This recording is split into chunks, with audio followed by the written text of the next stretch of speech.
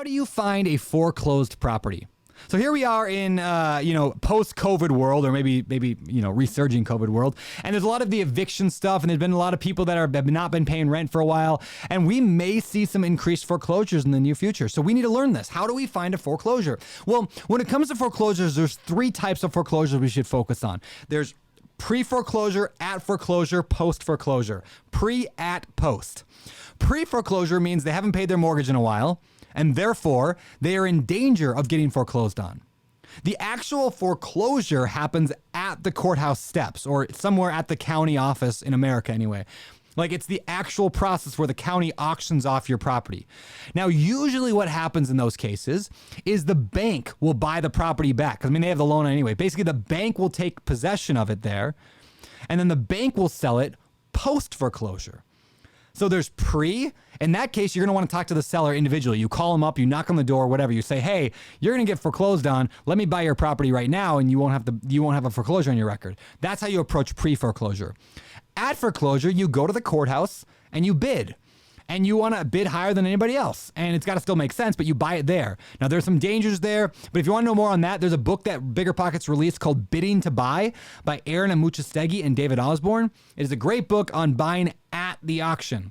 And then post-foreclosure, which we call REO, R-E-O.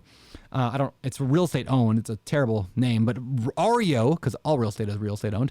REO is you basically buy from the MLS. Like a real estate agent, or you can get them from sites like auction.com.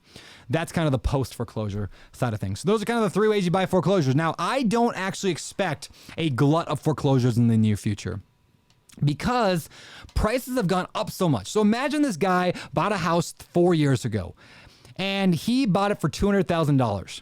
And he put down 5%. So he still owes a lot of money. He still owes $90,000 on his mortgage.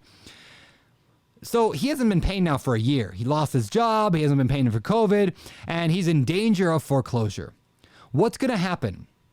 Well, this guy, his house, unlike 2007, what happened in 07 and 08 is the same problem. The economy changed, but back in 07, that guy's $200,000 house was only worth $150.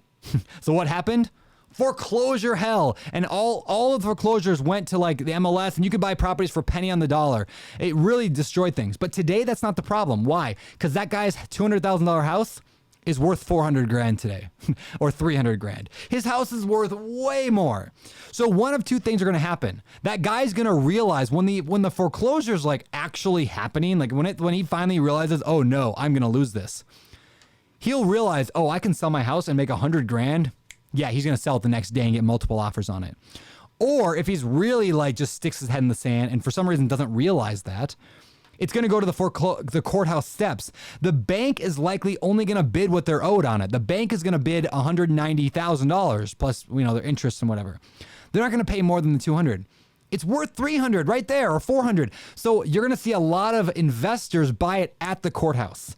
So what I don't believe we're going to see is I do not believe we're going to see a bunch of auction.com or foreclosures like on the MLS. I don't think we're going to see that. I think we're going to see mostly people just selling.